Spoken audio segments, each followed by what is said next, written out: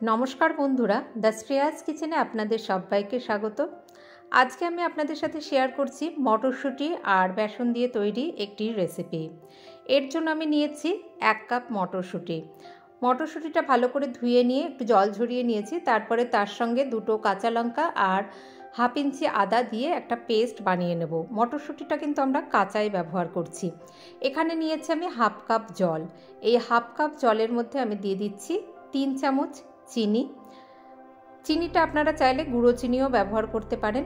দিয়ে দিচ্ছি 1/4 চামচ হিং আর আদা কাঁচা লঙ্কা বাটা 1 চামচ দিয়ে দিলাম। দিচ্ছি নুন সামান্য একটু, 1/4 চামচ মতো নুন দিয়েছি। এবারে দিচ্ছি লেবুর রস। এখানে একটা বড় সাইজের লেবু নিয়েছি আমি। এই লেবুর রস 4 চামচ মানে 4 টিস্পুন মতো লেবুর রস এইখানে আমরা মিশিয়ে নিচ্ছি। লেবুর রসটা মিশিয়ে নিয়ে তারপরে আমরা ভালো করে এই জলটা চিনিটা গলে যাওয়া অবধি ভালো করে জলটা মিশিয়ে নেব।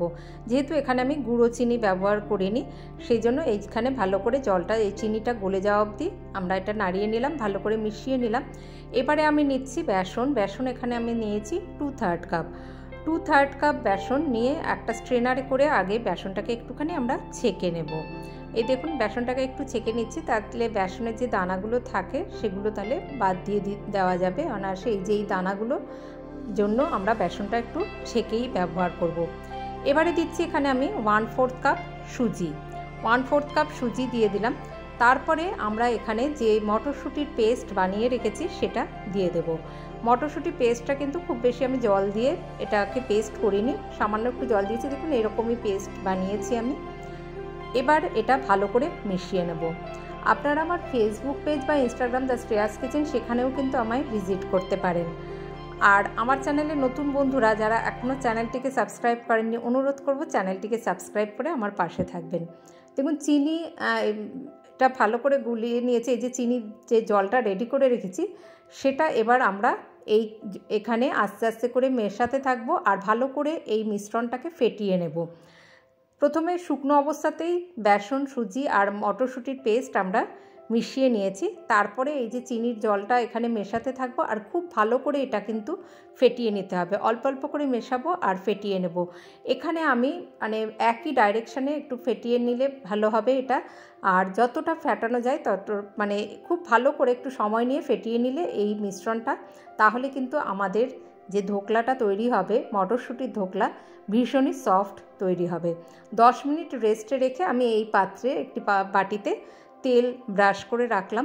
10 মিনিট রেস্টে রেখেছিলাম কারণ সুজি মিশিয়েছি। দেখুন এই মিশ্রণটা একটু ফুলে উঠেছে। এবারে এখানে আমি দিয়ে দেবো 1 কাপ জল। 1 কাপ জল অল্প অল্প করে দিয়ে আবারও এই মিশ্রণটাকে ভালো করে একটুখানি ফেটিয়ে নিলাম। যত বেশি ফেটানো যায় তত কিন্তু এই ধোকলা একদম সফট জালিদার তৈরি হয়। দিয়ে দিলাম 1 টেবিল স্পুন তেলটা দিয়ে আবারও মিনিট 2 একটুখানি ফেটিয়ে নিচ্ছি। এইভাবে যতটা ফেটিয়ে নেওয়া যায় ধোকলা তৈরি হবে একদম সফট। এবারে আমি দিয়ে দিচ্ছি এখানে 2 চামচ বেকিং পাউডার। এখানে কিন্তু আমি দই বা ইনো কিছু ব্যবহার করিনি, লেবুর রস দিয়েছি আর এই বেকিং পাউডার দিলাম 2 চামচ।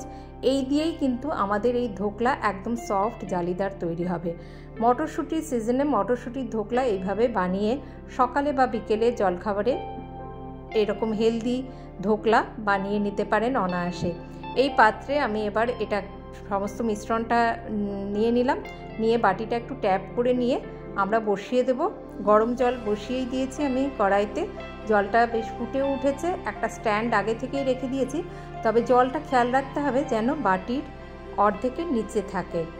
এবারে আমরা আস্তে করে এই বাটিটা বসিয়ে দেব। বসিয়ে দিয়ে ঢাকা দিয়ে লো আঁচে রেখে আমরা 25-30 মিনিট এটাকে হতে দেব। মিনিট 25 পরে 25-30 মিনিট আমি আধ ঘন্টার পরেই চেক করে নিচ্ছি। দেখুন ওপরে দেখলে মনে হবে ভেজা ভেজা, এটা বোধহয় এখনও হয়নি, কিন্তু একটু ভেজা ভেজা থাকলেও এটা যখন ঠান্ডা হতে রেখে দেওয়া যাবে তখন এটা সেট হয়ে যাবে। এবারে আমরা আগে দেখে নিলাম একটুখানি যে পুরোটা ভালো করে হয়ে গিয়েছে। এবারে আমরা একটা এই তড়কা দেওয়ার জন্য এটা বানিয়ে নিচ্ছি। কড়াইতে 1 চামচ তেল দিয়েছি, তাতে সাদা জিরে, কালো সর্ষে আর 2টো কাঁচা লঙ্কা একটু ভেঙে দিয়ে দিলাম। সামান্য একটু নুন দিচ্ছি আর চিনি দিয়ে দিচ্ছি 2 চামচ।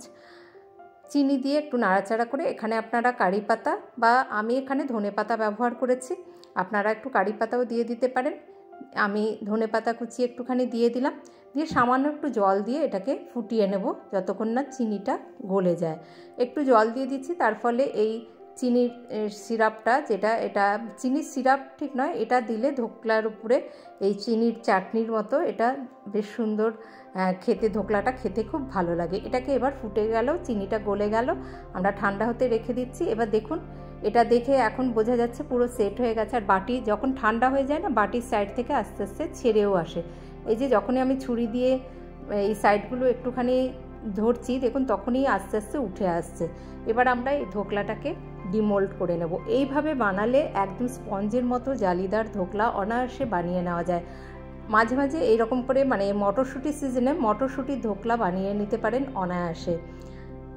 আমি এটা কেটে নিয়ে দেখাচ্ছি যে কতটা সফট আর জালিদার তৈরি হয়, একদম স্পঞ্জের মতো এই ধোকলা তৈরি হয়। এইভাবে আপনারা ধোকলা বানাবেন, দেখুন একদম দেখে মনে হচ্ছে যেন স্পঞ্জ, এতটাই জালিদার এবং সফট, কতটা সফট হয়েছে দেখুন। এর ফলে কি হয়, চিনির যে সিরাপটা আমরা যেটা চিনির সিরাপ তৈরি করি সেটা অনায়াসে এই ধোকলার মধ্যে কিন্তু অ্যাবজর্ব হয়ে যায়। দেখুন একদম স্পঞ্জের মতো জালিদার হয়েছে, তার ফলে এটা একদম সহজেই অ্যাবজর্ব করে নেয়। আমি একটু ধনেপাতা চাটনির সাথে এটা পরিবেশন করে দিচ্ছি। এইভাবে ধোকলা রেসিপি, মটরশুঁটির ধোকলা ট্রাই করবেন, আশা করি ভালো লাগবে। আর আমাকে সাপোর্ট করতে চ্যানেলটিকে সাবস্ক্রাইব করতে ভুলবেন না। আর যে সকল বন্ধুরা আমার পাশে আছেন তাদের অসংখ্য ধন্যবাদ জানিয়ে আজ তাহলে আসি। ধন্যবাদ।